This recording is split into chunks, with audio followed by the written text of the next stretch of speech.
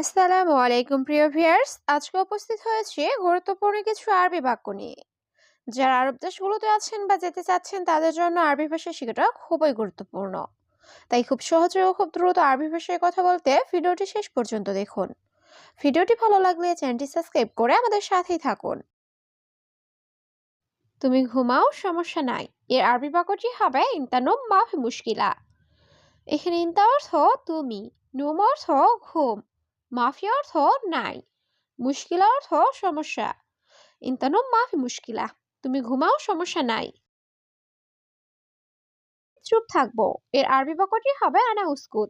এখানে আনা অর্থ আমি, উস্কুত অর্থ চুপ থাকা। আনা উস্কুত, আমি চুপ থাকবো। আমি তোমাকে টাকা দিব। এর আরবি বাক্যটি হবে আনা আতিফ ইনতা ফুলুস।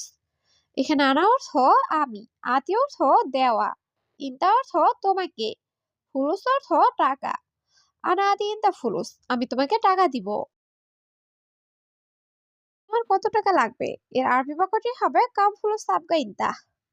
এখানে কাম অর্থ কত, ফুলুস অর্থ টাকা, আবগা অর্থ লাগবে, ইনতা অর্থ তোমার।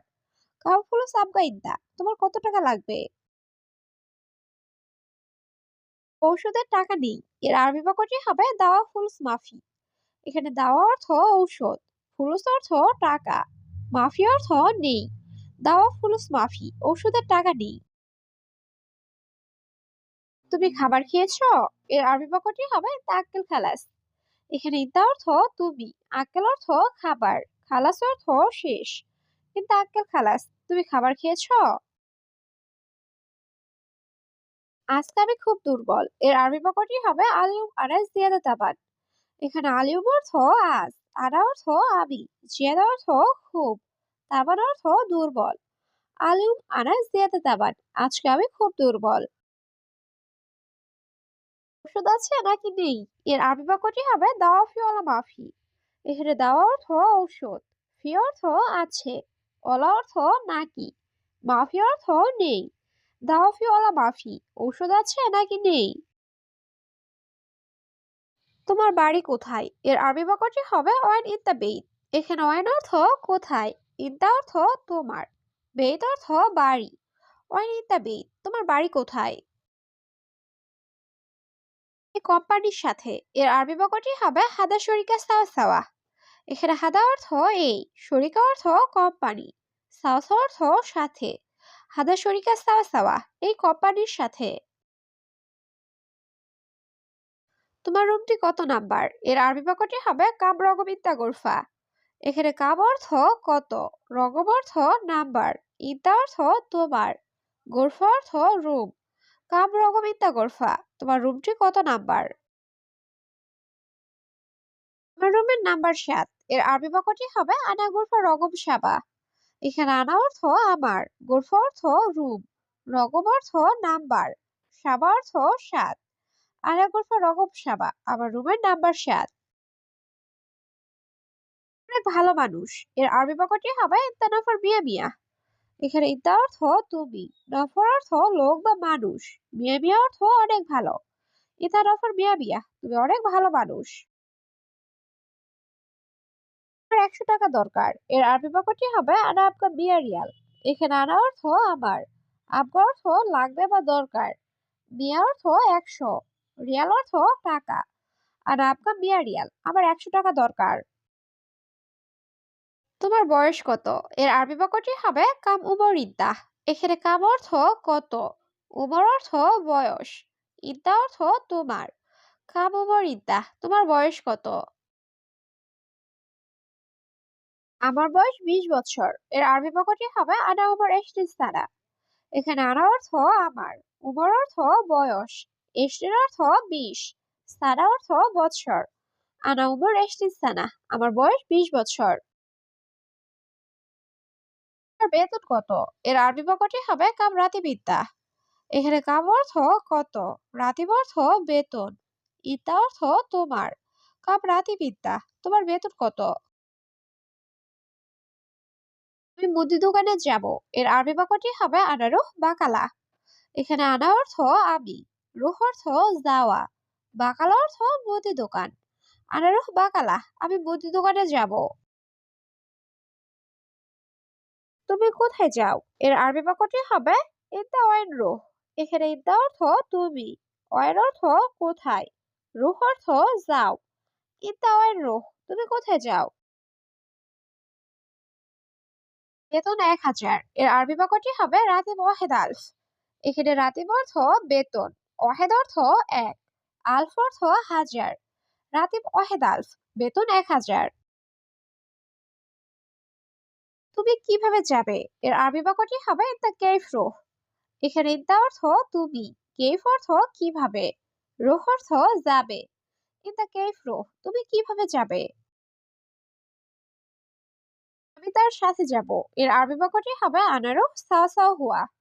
এখানে আনা অর্থ আমি, রুহ অর্থ যাওয়া, সাওয়া সাওয়া অর্থ সাথে, হুয়া অর্থ তার। আনা রুহ সাওয়া সাওয়া হুয়া, আমি তার সাথে যাব। বাকি লোক কোথায়? এর আরবি বাক্যটি হবে ওয়াইন বাগি নফর।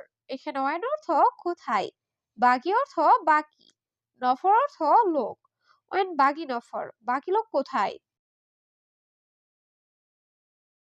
সম্ভবত সে আসতেছে। এর আরবি বাক্যটি হবে মুমকিন হুয়া ইজি।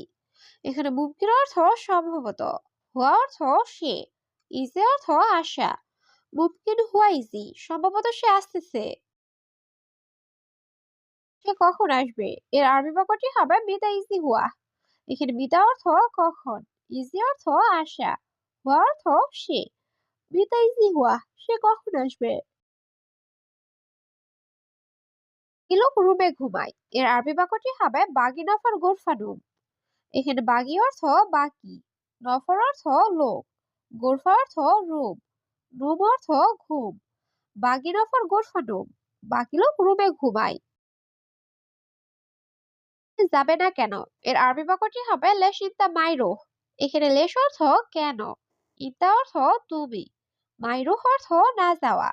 লেশ ইনতা মাইরুহ, তুমি যাবে না কেন? সে লোক ভালো না। এর আরবি বাক্যটি হবে হুয়া নফর বুঝেন। এখানে হুয়া অর্থ সে, নফর অর্থ লোক, জেন অর্থ ভালো, বুঝেন অর্থ ভালো না। হুয়া নফর বুঝেন, সে লোক ভালো না। বেশি কথা বলো কেন? এর আরবি বাক্যটি হবে লেশ গিরগির। এখানে লেশ অর্থ কেন, গিরগির অর্থ বেশি কথা বলা। লেশ গিরগির, বেশি কথা বলো কেন? ৩ মাস ছুটি চাই। এর আরবি বাক্যটি হবে এবি ইজাজা তালাতে সাহার। এখানে এবি অর্থ চাই, ইজাজা অর্থ ছুটি, তালাত অর্থ ৩, সাহার অর্থ মাস। এবি ইজাজা তালাতে সাহার, ৩ মাস ছুটি চাই। কতদিনের ছুটি লাগবে? এর আরবি বাক্যটি হবে কাম ইয়ব আবগা ইজাজা। এখানে কাম অর্থ কত, ইয়ব অর্থ দিন, আবগা অর্থ লাগবে, ইজাজা অর্থ ছুটি। কাম ইয়ব আবগা ইজাজা, কতদিনের ছুটি লাগবে? তোমার কাজ ভালো না। এর আরবি বাক্যটি হবে ইতা সুগল মাফি কয়েস। এখানে ইতা অর্থ তোমার, সুগল অর্থ কাজ, কয়েস অর্থ ভালো, মাফি কয়েস অর্থ ভালো না। ইতা সুগল মাফি কয়েস, তোমার কাজ ভালো না। কোথায় পেয়েছো? এর আরবি বাক্যটি হবে হাদা ওয়াইন হাতছেল।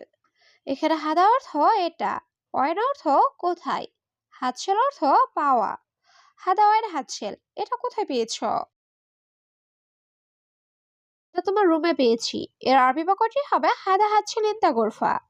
এখানে হাদা অর্থ এটা, হাতছেল অর্থ পাওয়া, ইনতা অর্থ তোমার, গোরফা অর্থ রুম।